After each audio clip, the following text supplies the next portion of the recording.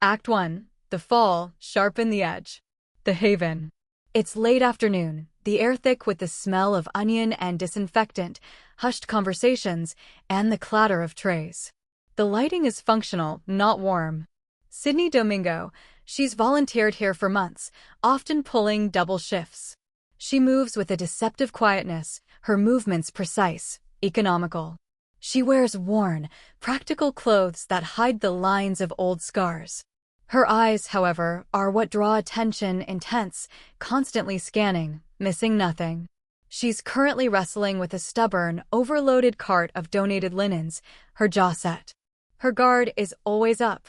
Cameron Cam Devereaux, she's just arrived, having been assigned here for her first day of community restitution, a public humiliation disguised as penance for her family's corporate scandal.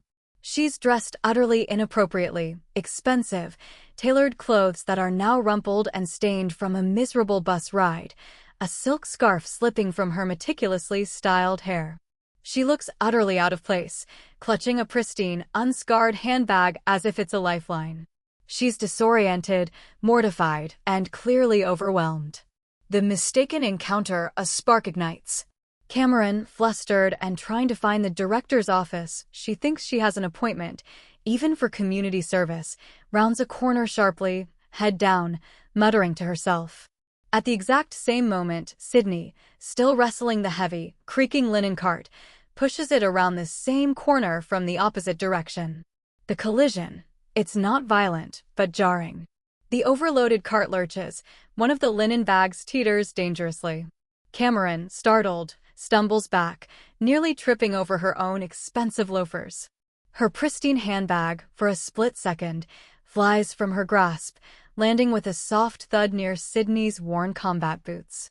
The spark, Sydney, without a word, catches the falling linen bag with a swift, almost practiced motion, preventing it from toppling. Her gaze then drops to the handbag, then swiftly, coldly, to Cameron. There's a beat of silence, broken only by the low hum of the kitchen.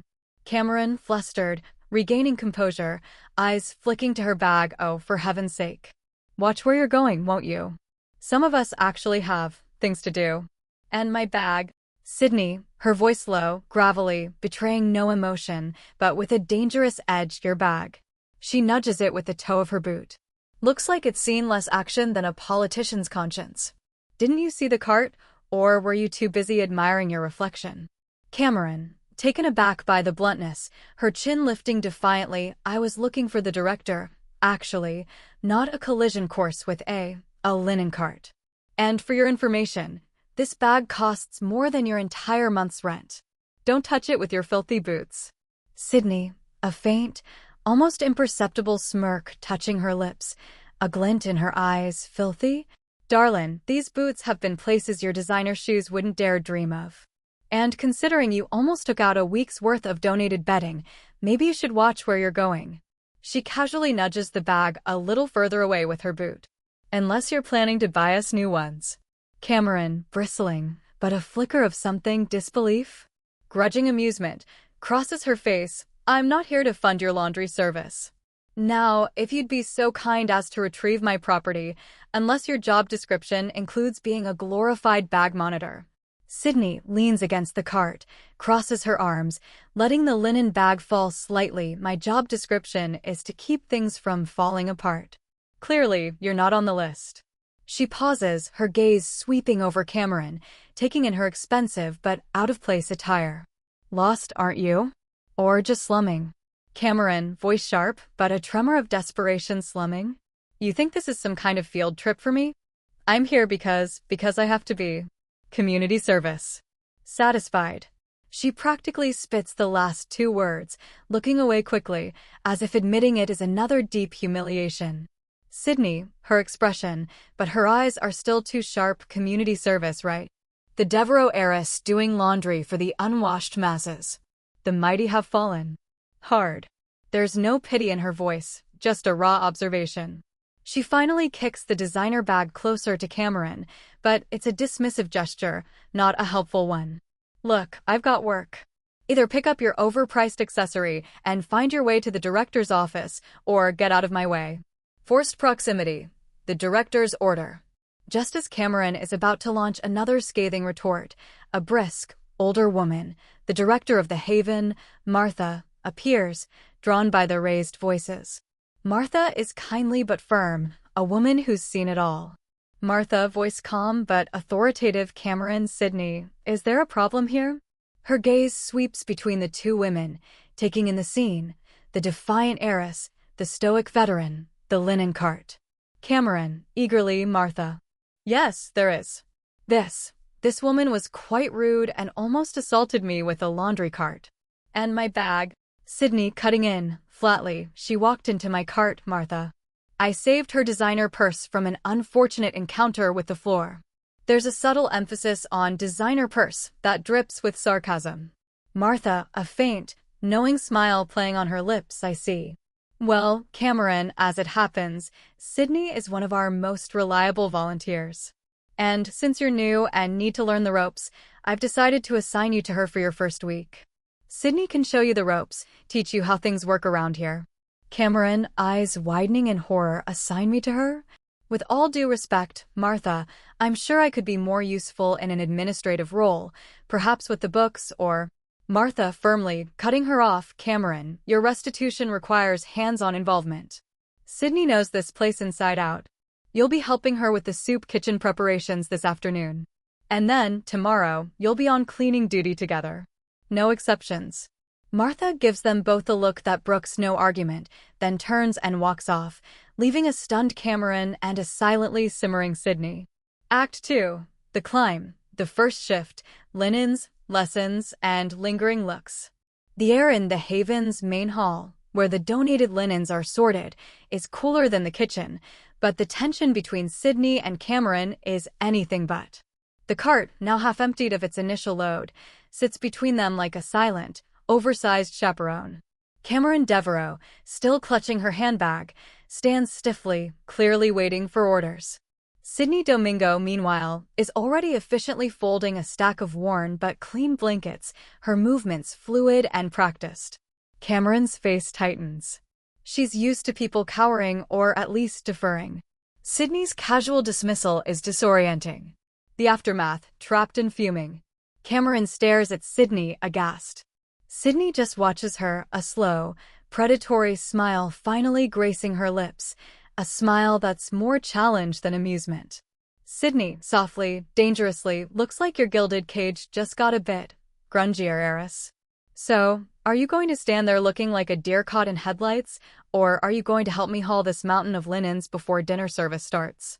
She gestures to the cart with a tilt of her head.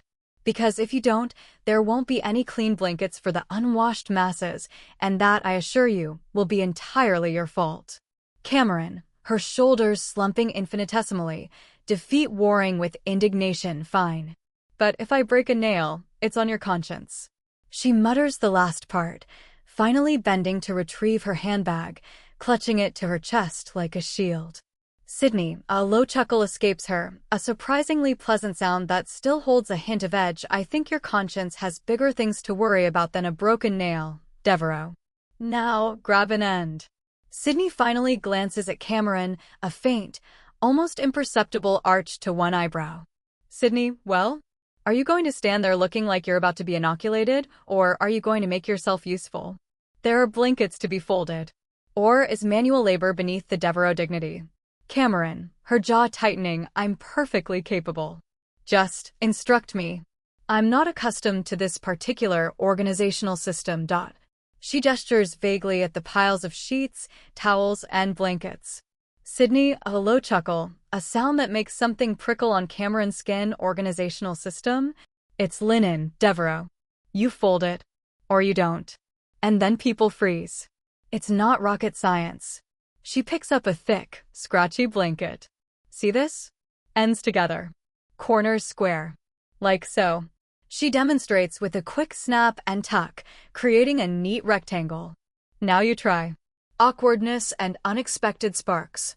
Cameron reluctantly steps forward, dropping her handbag onto a nearby bench. She eyes the blanket with suspicion, then attempts to mimic Sydney's movements. Her first attempt is a disastrous crumple of fabric.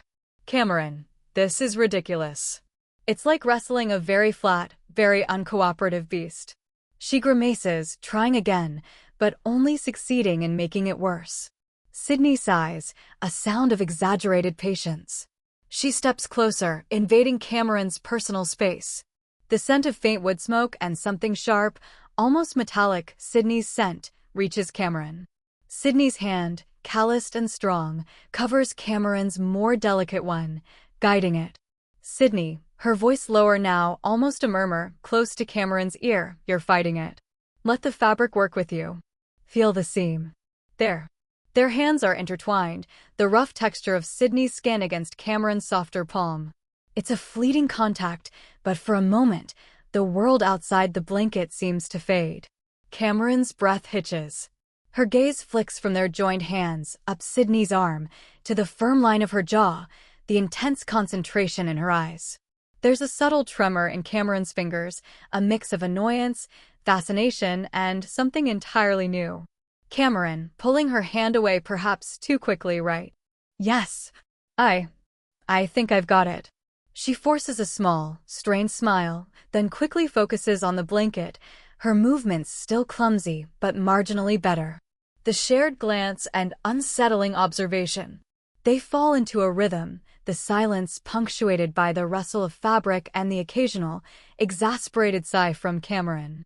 Sydney observes Cameron with a hawk-like intensity, noting the subtle tension in her shoulders, the way she bites her lip in concentration, the fleeting vulnerability that crosses her face when she thinks Cameron isn't looking.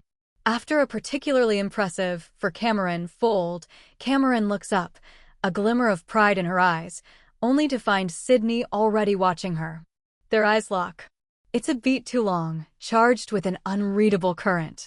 Sydney, breaking the silence, her voice almost gentle, but still with that edge, not so delicate after all. "Are you, Devereaux? You've got grit. Didn't expect that." Cameron, a flush rising in her cheeks, flattered despite herself, "And you're not entirely the brute you pretend to be, Domingo. You almost taught me something." She throws the last phrase out as a challenge, a hint of her old wit returning. Sydney's lips twitch again, a genuine smile this time, brief and sharp, like a flash of lightning. Almost. She turns back to the cart, but the atmosphere has shifted. The air around them crackles with a new, unexpected energy. Act 3. The climb. The lingering aftermath and unveiling scars. The linen folding continues, the rhythm of their work now a shared cadence, punctuated by the occasional rustle of fabric. The earlier sharp edge to their banter has softened, replaced by a current of unspoken awareness. They're still distinct, but the space between them feels smaller, charged. A glimpse below the surface. As Sydney reaches for a particularly large, heavy quilt, her sleeve rides up slightly, revealing a faded, intricate tattoo snaking up her forearm, barely visible beneath the fabric. It's accompanied by a network of white, raised scar tissue, almost blending with the tattoo, suggesting an old, significant injury. Cameron's gaze, which had been idly following Sydney's movements, snagged on it.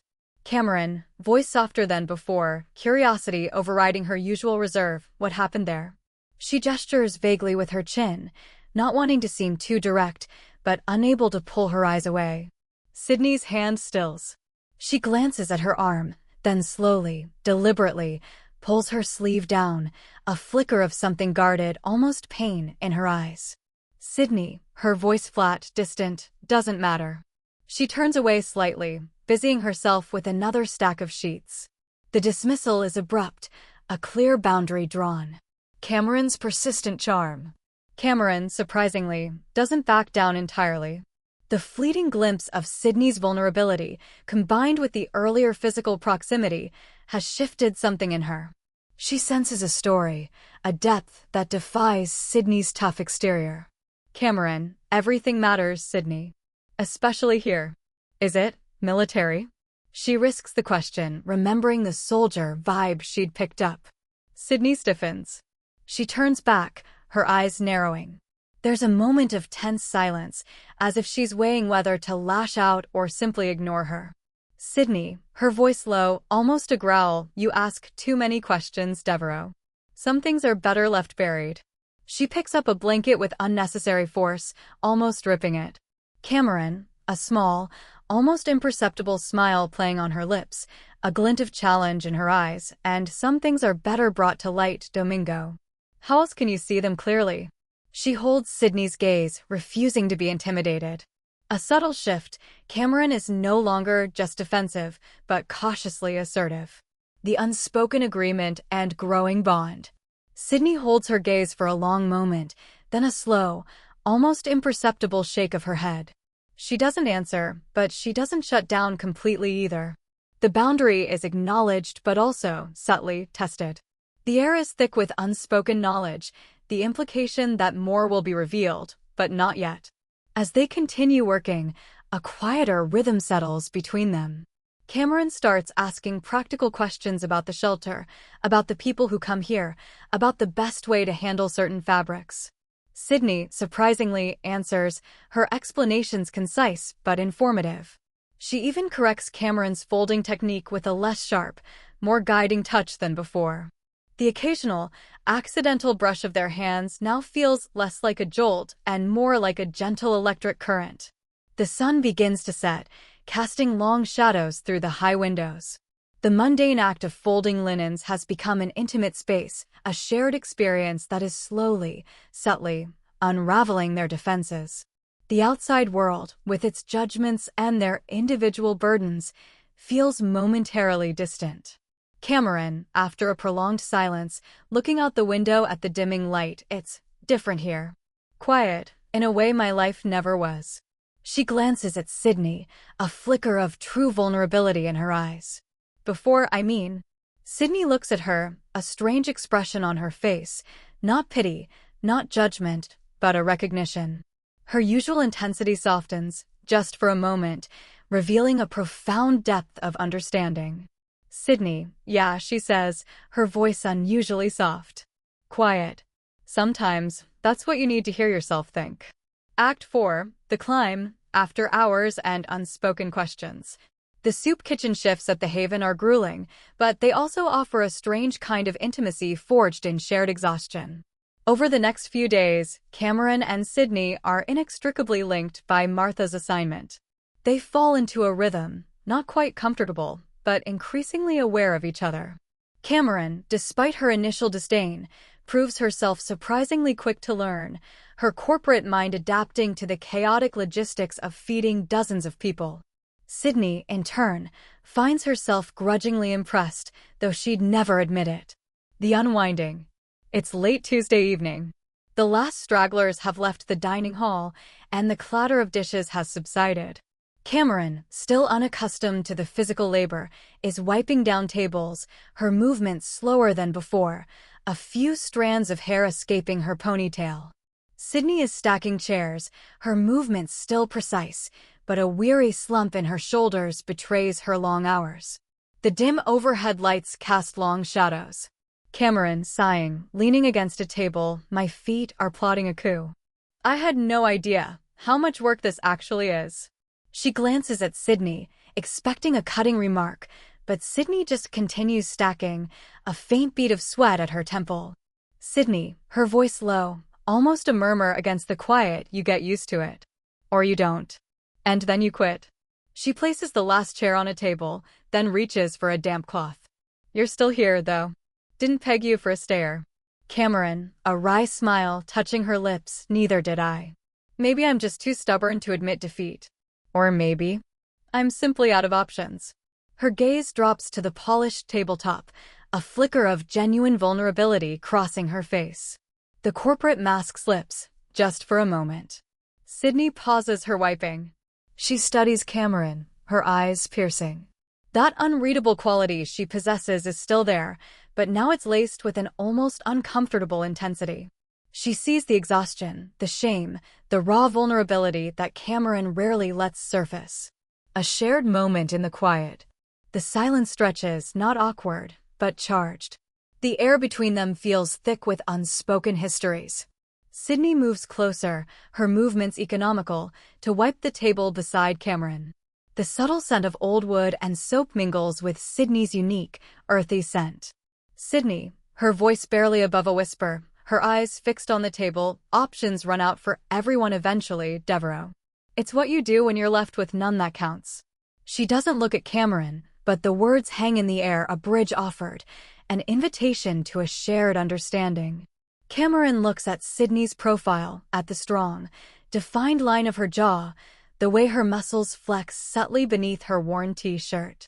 She wants to ask about Sydney's own past, about the scars, about why she's here, but she holds back. The connection is still too fragile. Instead, she finds herself drawn to the small, almost imperceptible tremor in Sydney's hand as she wipes the table. A hint of fatigue? Or something deeper? Cameron, softly, tentatively, what about you, Domingo? What did you do when your options ran out? Sydney stops wiping. Her hand stills on the table.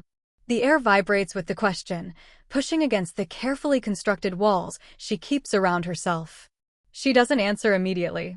The tension builds, almost unbearable. Cameron holds her breath, waiting. Finally, Sydney looks up, her eyes meeting Cameron's. There's a raw, unguarded look in her gaze for a split second, a flicker of pain, of memory, before it's quickly shuttered, replaced by that familiar, hardened resolve. Sydney, her voice regaining its edge, but softer than before. I learned to fight for what little I had left. And then I learned to fight for other people. She turns away, picks up the bucket of cleaning supplies. That's enough reminiscing for one night. Go get some rest, Devereaux. You look like you're about to collapse. The unspoken echo. Cameron watches Sydney walk away, the blunt dismissal a familiar pattern, but it no longer stings as much. Instead, a seed of understanding has been planted. Sydney's answer, though brief, reveals a profound, almost brutal honesty. Fight for what little I had left. The words echo in Cameron's mind as she gathers her handbag, a new kind of respect, tinged with a deeper curiosity and an undeniable pull, taking root. Act 5, The Climb, Breaking Down Walls and the Shared Secret. Days bleed into a week. Cameron, surprisingly, finds a strange rhythm in the shelter. She's still a fish out of water, but she's learning to swim. The initial outrage at Sydney's bluntness has morphed into a grudging respect, and then a fierce, almost primal fascination. Sydney, for her part, maintains her stoic exterior, but her subtle cues, the almost imperceptible softening of her gaze, the way she no longer flinches when Cameron accidentally brushes against her, the quiet amusement in her eyes when Cameron fumbles, speak volumes. They're a strange, unyielding pair. The shelter, specifically the small, usually empty volunteer break room, becomes their covert confessional. One evening, after a particularly draining day of navigating a difficult new resident and a minor supply shortage, they find themselves alone there, slumped in worn chairs, the silence heavy but no longer hostile. Vulnerability breeds vulnerability. Cameron pulls out her phone, scrolling through news articles she still can't quite bring herself to delete. She winces, seeing a particularly scathing headline about her family's downfall, complete with a grainy photo of her father being led away. Cameron, a quiet, bitter laugh escapes her. You know, for all your grit, Domingo, you probably can't imagine this kind of public flaying. Losing everything. Not just money, but your name, your reputation, your future. Overnight. Her voice is raw, laced with the kind of shame that still burns. She doesn't look at Sydney, instead staring at the offending article. Sydney doesn't say anything, but her posture shifts. The defensive tension in her shoulders lessens. She watches Cameron, her gaze intense, seeing past the heiress to the wounded woman beneath. Sydney, her voice low, rough, but with an unexpected tremor. Future? I lost my present. And my past. And nearly my mind. She doesn't offer details, but the words hang in the air, heavier than anything Cameron has said. She reaches out, slowly and without touching, nudges Cameron's phone until the screen goes dark. There's a different kind of falling, Devereaux. One where the ground keeps giving way, long after you hit it. Flashback, Sydney's echo. The casual touch on the phone, the sudden intimacy of Sydney's revelation, cracks something open in Cameron. A wave of empathy, sharp and unexpected, washes over her. She looks at Sydney, seeing the faint, deep lines around her eyes, the haunted quality in her gaze when she thinks no one is looking. The room fades. A sudden, jarring flashback slams into Sydney, not just a fleeting image, but a sensory assault. The metallic smell of blood and dust, the deafening crack of a nearby explosion, the frantic screams. The crushing weight of rubble, the desperate struggle for air, the agonizing pain. The faces of those she couldn't save, their eyes wide with fear. She clenches her jaw, her knuckles turning white, her breath shallow. The distant memories are too vivid, too real. The room is quiet again, but Sydney's internal world is a battlefield. Cameron's intuition and the first confession. Cameron, perceptive despite her own pain, sees the subtle changes in Sydney, the sudden rigidity, the widening of her pupils, the way her eyes seem to stare through the wall. She doesn't understand the cause, but she recognizes the raw agony. Cameron, her voice barely a whisper, instinct overriding her usual caution, Sydney, are you okay? She reaches out, hesitantly, her hand hovering near Sydney's arm, not quite daring to touch. Sydney flinches, a raw, involuntary movement, and then forces herself back to the present. She takes a shaky breath, her eyes still clouded with the echo of the past. She looks at Cameron, really looks at her, and something shifts. The wall, for a moment, crumbles. Sydney, voice still rough, but softer, more vulnerable than Cameron has ever heard. Some things, they don't stay buried. They just wait for the right moment to explode. Her gaze falls to her scarred forearm, now visible as her sleeve has ridden up slightly with her involuntary tension. Military, it was a mission. Gone wrong. Very wrong. Her voice drops even lower. I lost more than just a limb that day. I lost trust. In myself. In the world. The tentative reach. Cameron doesn't recoil.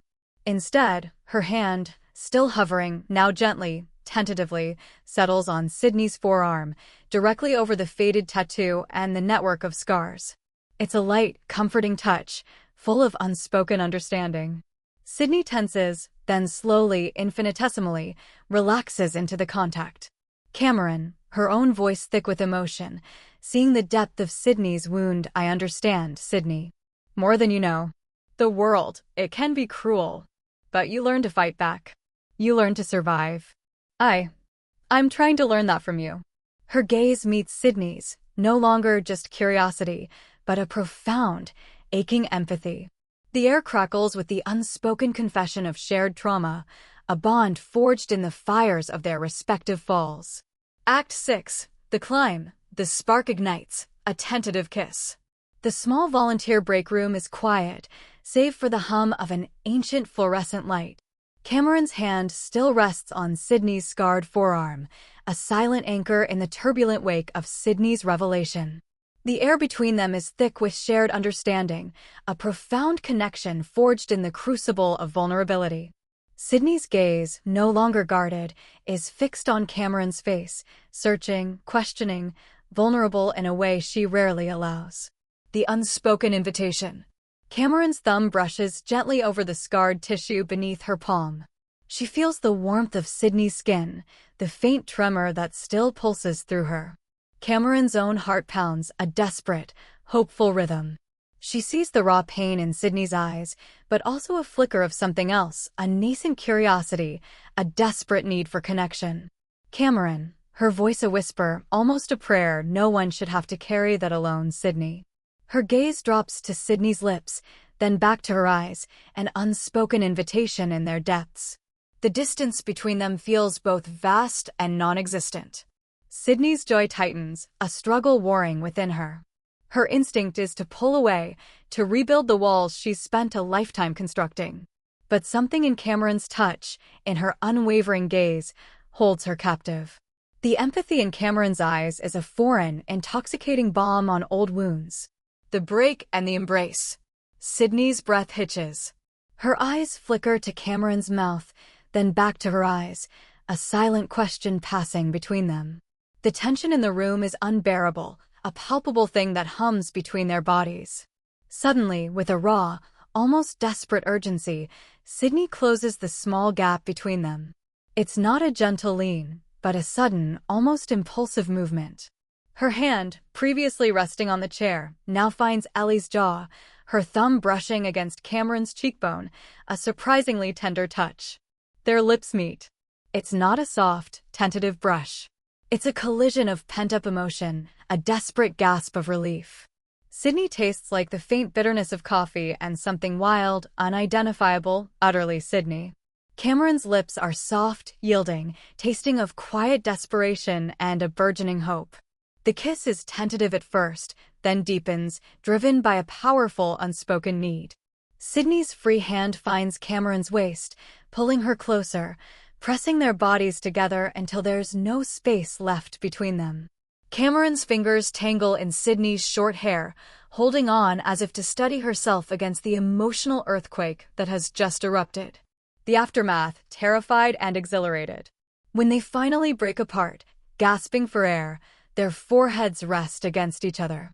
Their breaths are ragged, their hearts hammering. The air in the room is thick with the aftermath of an explosion, not of violence, but of raw, untamed emotion. Cameron, her voice barely a whisper, eyes still closed. Oh. It's a soft, surprised sound, full of a dozen unasked questions. Sydney's hand is still on Cameron's jaw, her thumb caressing softly. Her eyes are open now, wide and a little wild, reflecting a potent mix of terror and exhilaration. The carefully constructed facade she wears has shattered. She's exposed, raw, and utterly captivated. Sydney, her voice husky, a tremor running through it, Cameron. Just her name, but it holds the weight of everything that just happened, and everything that could now be. She pulls back slightly, just enough to look into Cameron's dazed eyes, a clear vulnerability shining through the hardened exterior. Act 7. The Empire. The morning after and unspoken agreements. The morning after the kiss, the haven feels different. The usual bustle is there, but for Sydney and Cameron, it's filtered through a haze of shock, confusion, and a thrilling, terrifying exhilaration.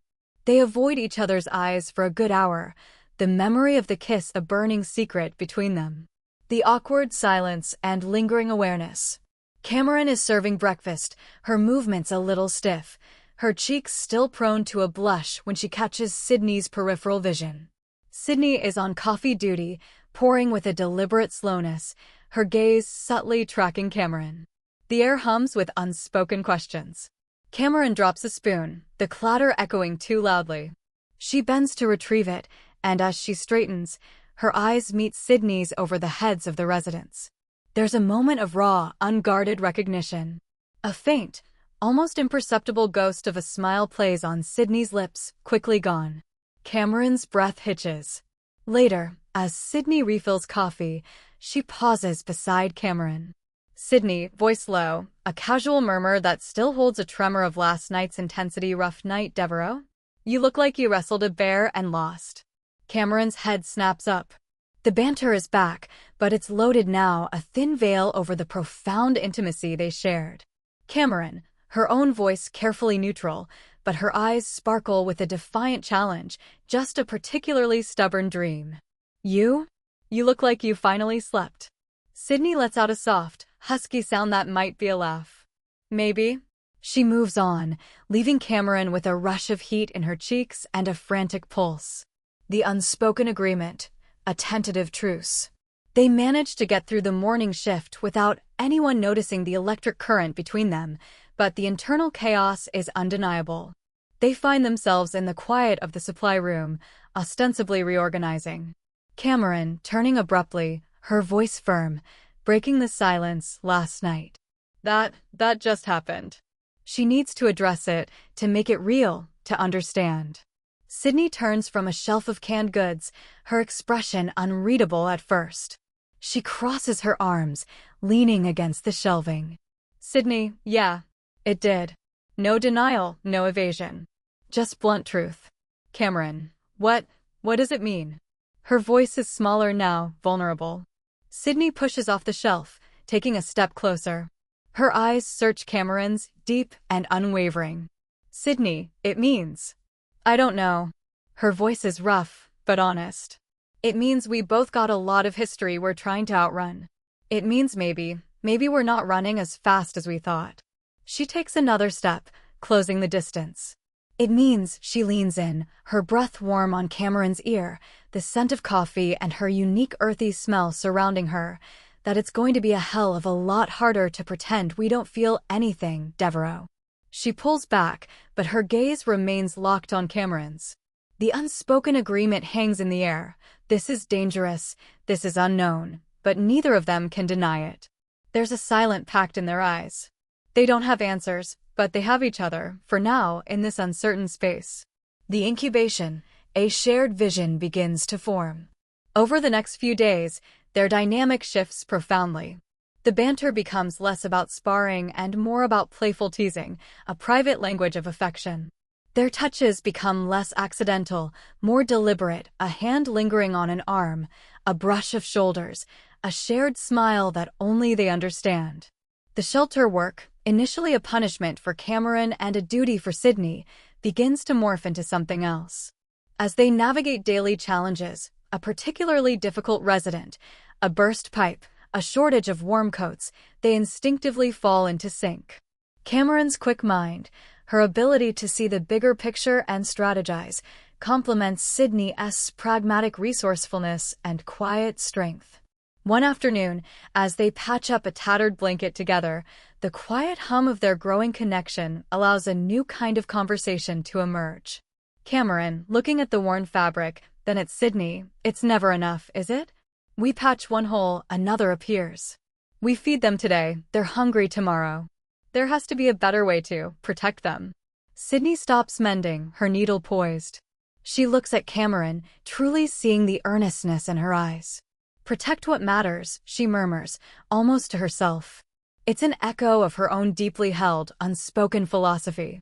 Cameron, her eyes lighting up, catching on the phrase exactly. Protect what matters.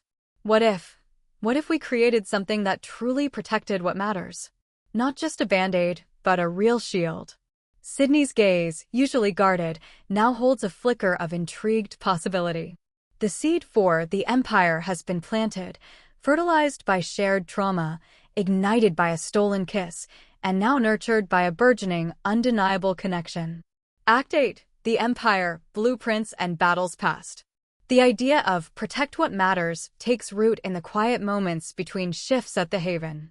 It's late nights in the break room, over lukewarm coffee and dog-eared notebooks, or hushed conversations in the deserted dining hall after everyone else has left.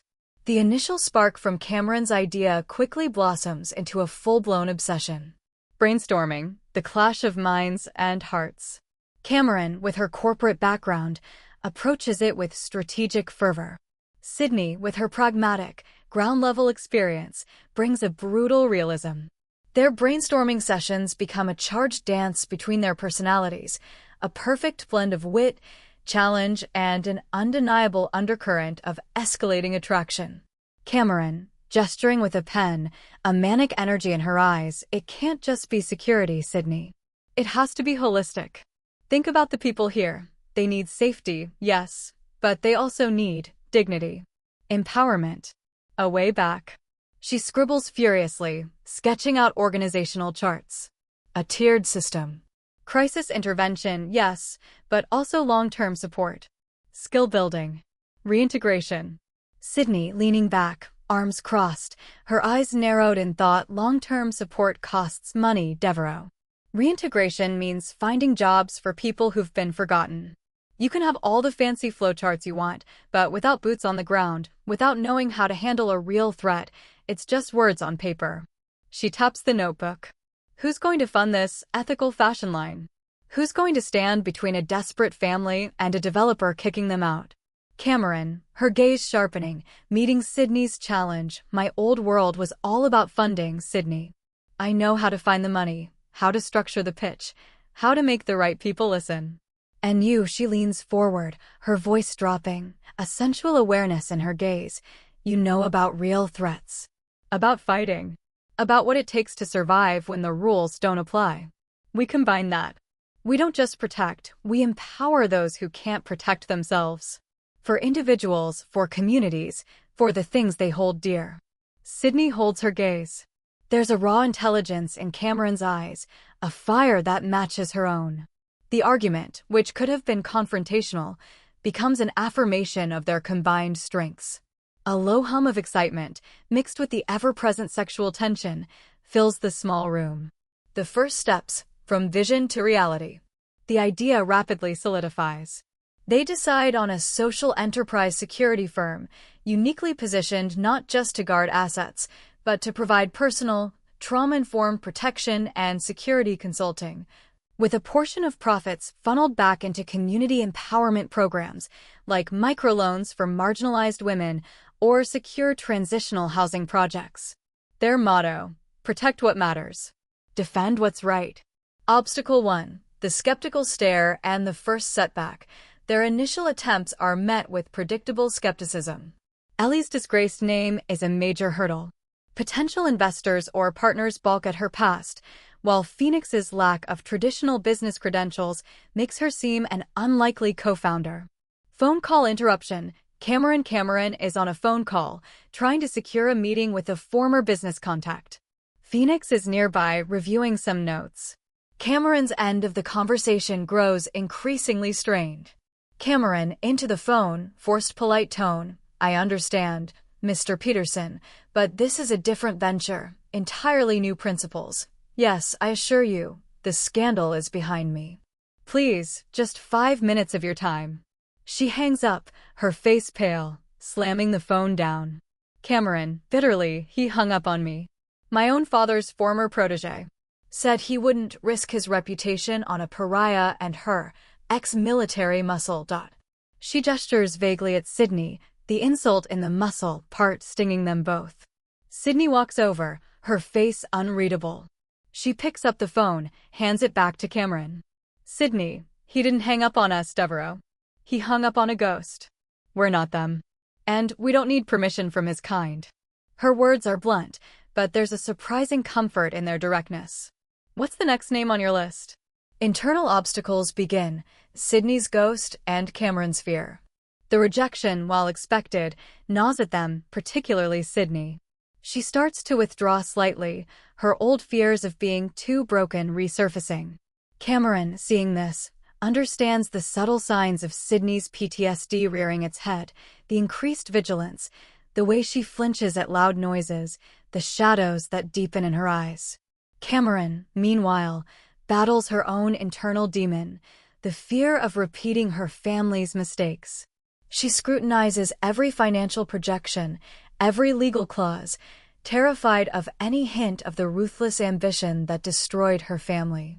Late-night confrontation, subtle, sensual tension. Sydney finds Cameron poring over spreadsheets at 2 a.m., a furious frown on her face. Sydney, still at it? You're going to burn yourself out before we even get started. Cameron, without looking up, just double-checking. Triple-checking. I can't afford to miss anything. Not again. What if I'm just like them, Sydney? What if the same rot is in me? She looks up, her eyes wide with a genuine fear. Sydney sits on the edge of the desk, close to Cameron, her knee almost brushing Cameron's thigh. She reaches out, gently takes the pen from Cameron's white-knuckled grip, and sets it down. Sydney, her voice low, a rough comfort. You're not them, Cameron. They built on lies and other people's backs. You're building on the ashes of your own fall, and you're doing it with me. That makes you different. That makes you strong. Her gaze drops to Cameron's lips, lingers. And if the rot was in you, you wouldn't be here, worried about it. You'd be out there, still chasing the next dollar without a second thought. Cameron looks up, her breath catching as Sydney's words sink in. The proximity, the low timbre of Sydney's voice, the raw conviction in her eyes, all combine to create a potent, sensual moment of reassurance. The fear in Cameron's eyes slowly melts, replaced by a deep, undeniable longing. Sydney's hand, still on the desk, reaches out and gently, deliberately, traces the line of Cameron's jaw, a silent promise of support and something deeper. Act 9. The Empire. The Shadow of the Hyena. Their small, makeshift office, a rented room above a struggling community center and observatory, buzzed with a newfound energy. The initial rejections from old money had stung, but they'd pivoted.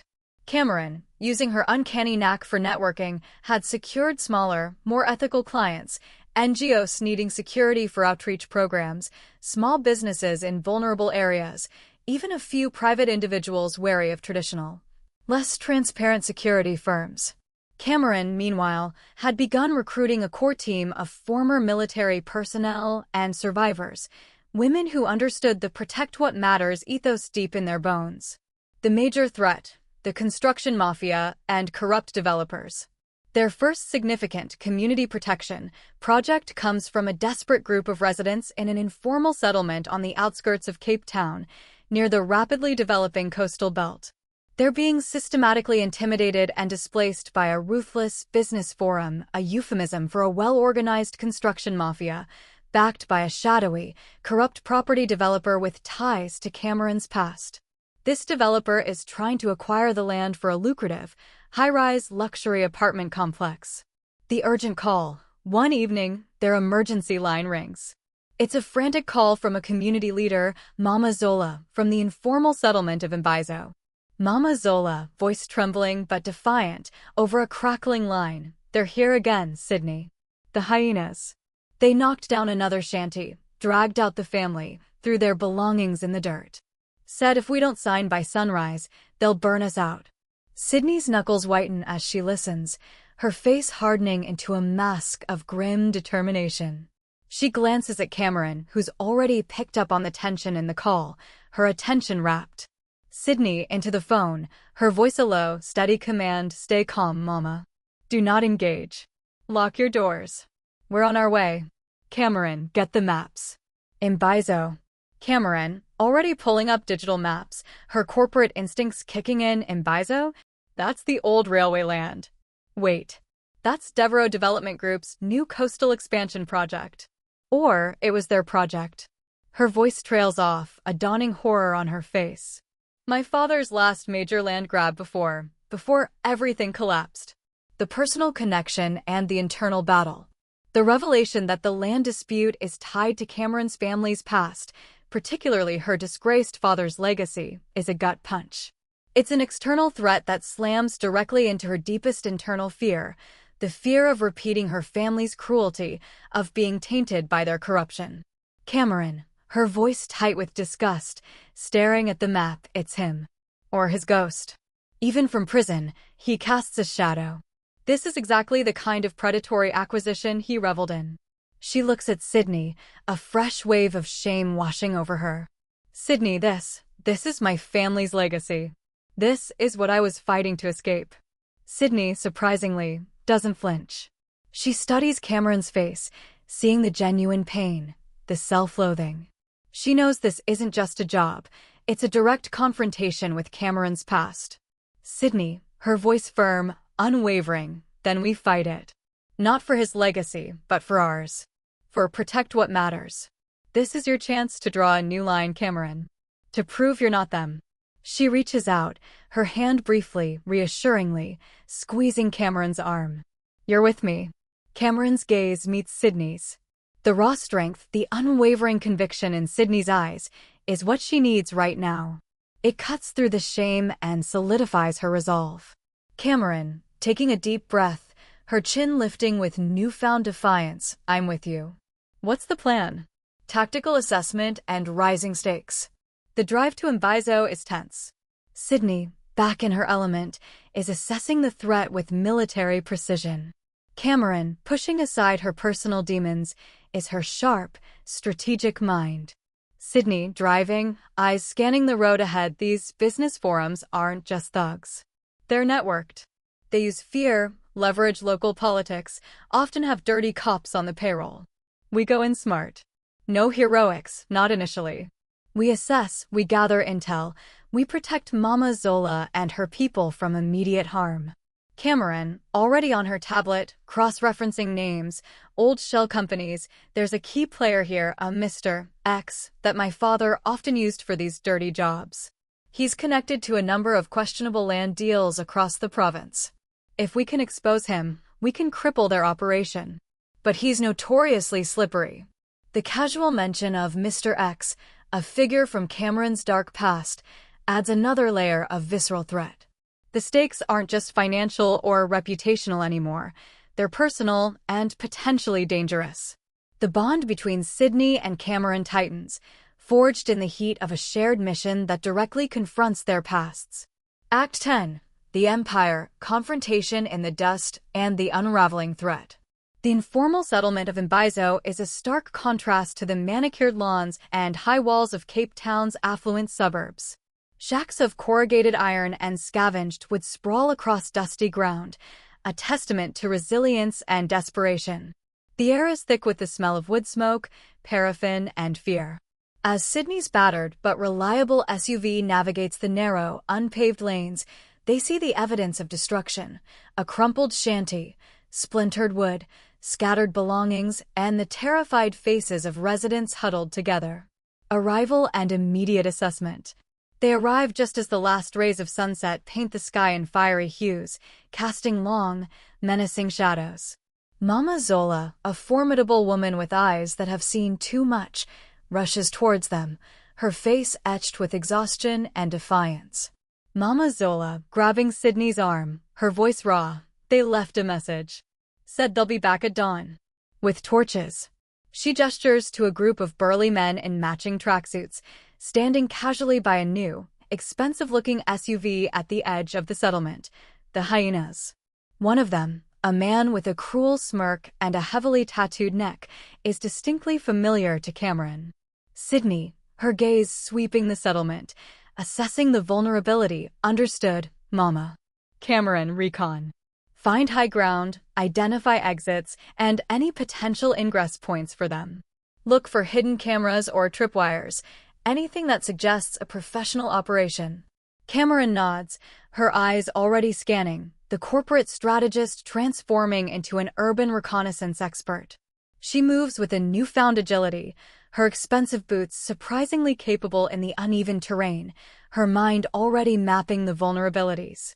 Phoenix, meanwhile, moves amongst the residents, her calm, authoritative presence a balm, quietly issuing instructions, setting up makeshift perimeters, her hand instinctively going to the small, discreet holster on her hip. The first confrontation, words as weapons. As Cameron completes her quick survey, she spots the tattooed man from her father's past. A cold, hard anger, distinct from her usual shame, begins to solidify within her. This isn't just about her family's shadow, it's about the brutal reality of their actions. She walks directly towards the group of thugs, her posture stiff but resolute. Sydney, seeing Cameron's trajectory, moves to intercept, but Cameron holds her gaze, a silent "I've got this." Cameron, her voice surprisingly steady, though a tremor runs through her. "Mr. X, fancy meeting you in such rustic surroundings. Still doing your father's dirty work, I see." The tattooed man, Vuyo, Mr. X, turns, his cruel smirk widening as he recognizes her. His eyes rake over her, a sneer twisting his lips. "Vuyo, well, if it isn't the disgraced heiress. Thought you'd be polishing your cell bars by now. Running charity here? Or slumming for a new story?" He gestures to the demolished shanty. "Just tidying up for our new development. Pity these people can't see progress when it's staring them in the face."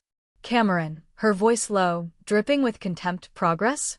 You call throwing families onto the streets progress? My father was a vulture, Vuyo. But at least he had the decency to send his lawyers. You're just a common thug with a wrecking ball." Vuyo's eyes narrow, his smirk fading. He takes a threatening step forward. Sydney, who has positioned herself discreetly but effectively behind Cameron, shifts her weight, her hand subtly closer to her weapon. The air crackles. Sydney, her voice cutting through the tension, cold and sharp, "Heard enough. You've made your point. Now you and your boys leave. You come back before sunrise and you'll find a very different reception. One you won't walk away from." Her eyes, usually so guarded, are like chips of ice, holding a dangerous promise. The casual threat, delivered with absolute conviction, freezes Vuyo in his tracks. He sees the genuine danger in Sydney's stance, the quiet menace radiating from her. He doesn't know who she is, but he recognizes a threat. Vuyo stares at Sydney, then at Cameron, a frustrated rage simmering beneath his controlled exterior. He laughs, a harsh, humorless sound. "Dawn." Don't say I didn't warn you, princess. This isn't your playground anymore. He turns and, with a final contemptuous glare, herds his men back into the SUV, which quickly disappears into the deepening twilight. The resolve and the lingering touch. The immediate threat has passed, but the tension remains. Cameron turns to Sydney, her relief battling with a lingering fear and a fierce, righteous anger. Cameron, he knows me. He knows my father. This isn't just about the land. It's about proving something. Sydney reaches out, her hand gently cupping Cameron's cheek, her thumb brushing away a smudge of dust. Her touch is grounding, intimate amidst the chaos. Sydney, her gaze steady, unwavering, good. Let him know you. Let him know you're not your father. This is your fight now, Cameron. Our fight. Her eyes drop to Cameron's lips, a silent promise of support and something deeper in the face of the encroaching darkness. The danger has not broken their connection. It has fused it, making it stronger, more vital. The explosive is now a shared fire, burning against the cold, laying the trap and deepening the partnership. As night fully descends, they work with Mama Zola and the community, setting up lookouts, reinforcing shanties, and devising a plan. Cameron, leveraging her old legal and investigative skills, guides Mama Zola on how to document everything, photos, witness statements, timestamps, to build a solid legal case. Sydney, using her tactical expertise, maps out defensive positions, identifies vulnerable points, and prepares the residents for what might come. They're not just protecting, they're empowering. Cameron, to Mama Zola, determined, will hit them from two sides. Legally, with irrefutable evidence, and physically, if they cross that line. We prove their tactics are illegal, and we expose their connections. This isn't just about saving your homes tonight, Mama. It's about ensuring this can never happen again. Sydney nods, her respect for Cameron growing with every calculated, compassionate decision she makes. She watches Cameron, seeing the fierce protector emerging from the sophisticated heiress and an undeniable swell of admiration, intertwined with a potent desire, washes over her. Act 11. The Rise, Dawn's Promise and Public Unveiling. The night at Imbizo was a long, tense vigil. Vuyo and his thugs, deterred by Sydney's stark warning and the unexpected defiance of the community, did not return with torches. Instead, they lingered on the periphery, their vehicles visible as distant, predatory shadows. Sydney, ever vigilant, patrolled the perimeter with a handful of her newly recruited team members, former soldiers, women like her, quietly trained by her hand. Cameron, fueled by coffee and a burning sense of purpose, worked tirelessly with Mama Zola, documenting every detail, recording testimonies on her phone, building an irrefutable case. The shared dawn. As the first hint of orange bled across the eastern sky, painting the corrugated iron shacks in hues of fire and hope, Sydney found Cameron slumped against a wall, her laptop balanced precariously, dark circles under her eyes, but a fierce satisfaction on her face.